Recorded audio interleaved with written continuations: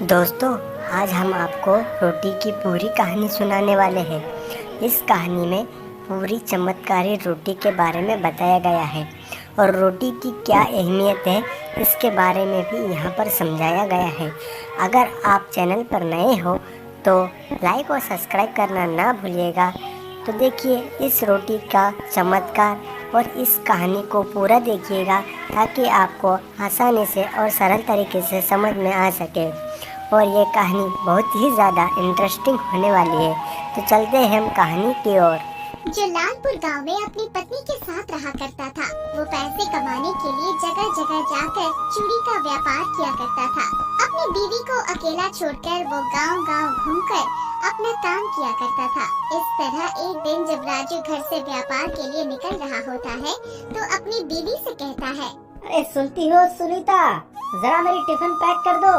मैं बाहर ही कहीं बैठकर खा लूंगा। अब मुझे देर हो रही है, जल्दी करो।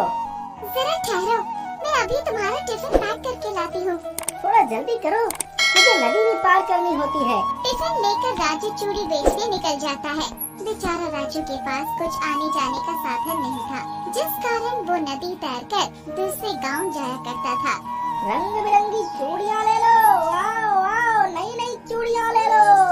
ओ भाई साहब, इधर तो आओ, मुझे रंग बिरंगी चूड़ियाँ चाहिए। जी बहन जी, अभी आता हूँ। अरे भाई साहब, आपके पास तो बहुत अच्छी अच्छी चूड़ियाँ हैं, मुझे भी 2 दर्जन चूड़ियाँ दे दो। राजू की सारी चूड़ियाँ इस तरह से धीरे धीरे गांव भर में बिक जाया करती थी। इस तरह वो रोज चूड़ियाँ बेचकर पैसे कमाया करता था।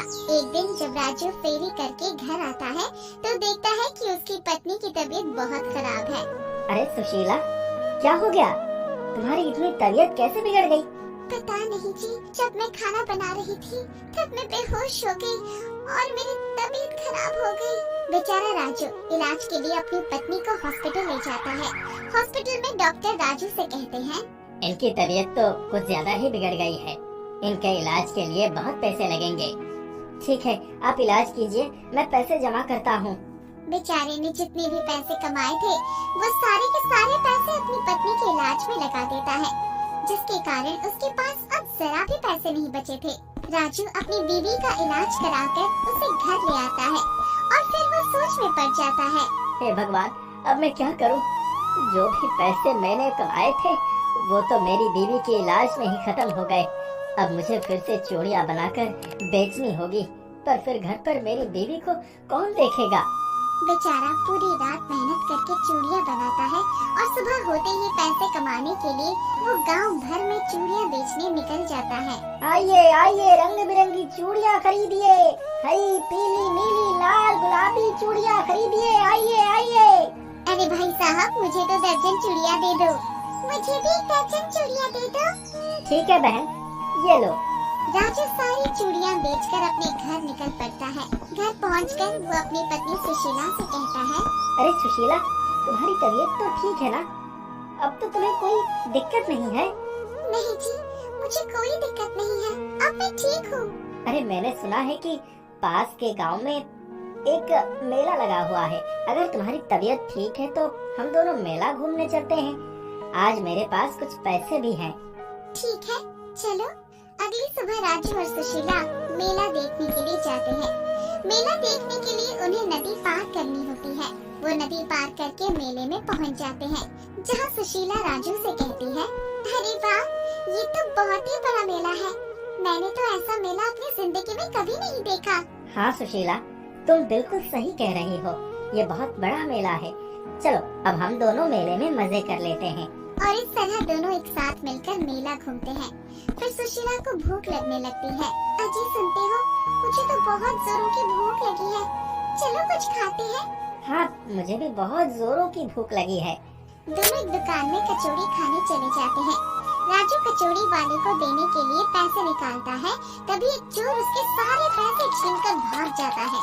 राजू उसे पकड़ने की बहुत कोशिश करता है, पर वो चोर को नहीं पकड़ पाता। उनके पास और पैसे ना होने के कारण वो दोनों भूखे रह जाते हैं। अब मैं क्या करूं? हे भगवान, मेरे पास तो अब पैसे भी नहीं है। जो पैसे मैं लाया था वो चोर छीन कर भाग गया। आप रो मत जी, हम दोनों मिलकर फिर से पैसे कमा लेंगे।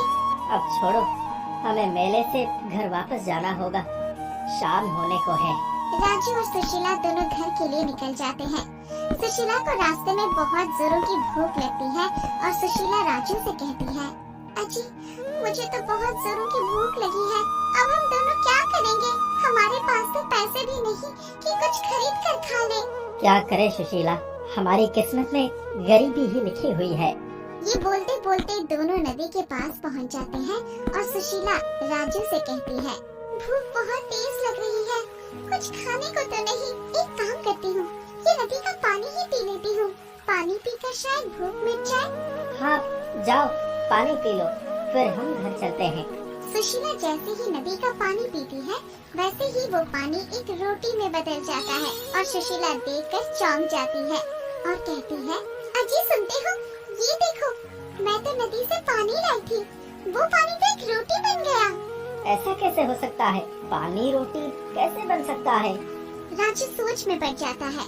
वैसे ही नदी से एक जलपरी निकलती है और कहती है, रानी सुशीला तुम डरो मत, ये जादुई पानी की रोटी है, तुम्हारा धन्यवाद। मुझे किसी ने श्राप दिया था कि मैं तब तक पानी में दबी रहूंगी जब तक कोई ईमानदार इंसान इस नदी के पानी को नहीं पीता, और आज तक मैंने इंतजार किया, आखिर वो दिन आ ही गया और मैं वापस जलपरी बन गई और ये सिर्फ तुम्हारी वजह से ही हुआ है।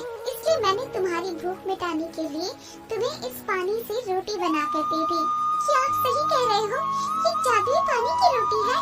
हाँ, और अब तुम्हें इस जादुई पानी की रोटी से कभी भी कुछ भी मदद मिल सकती है। तुम इससे अपनी गरीबी दूर कर सकते हो। तुम इस जादुई पानी की रोटी से कुछ भी मांगोगे वो पूर्ण हो जाएगा। आपका बहुत बहुत धन्यवाद। हम दोनों बहुत खुश हैं कि हम दोनों को एक जादुई पानी की रोटी मिली, जिससे हम अपनी गरीबी दूर कर सकते हैं। ठीक है, अब मैं चलती हूँ। तुम दोनों अपना ख्याल रखना और कभी भी अपने मन में लालच न लाना। जलपरी इतना कहकर वहाँ से गायब हो जाती है और राजू सुशीला दोनों इस जादुई पानी की रोटी से अपनी अपनी इच्छाएं पूर्ण करते हैं। इस तरह राजू को अब चूड़ियाँ बेचने की जरूरत नहीं थी। उस जादुई पानी की रोटी से राजू और सुशीला बहुत अमीर बन गए थे और दोनों खुशी खुशी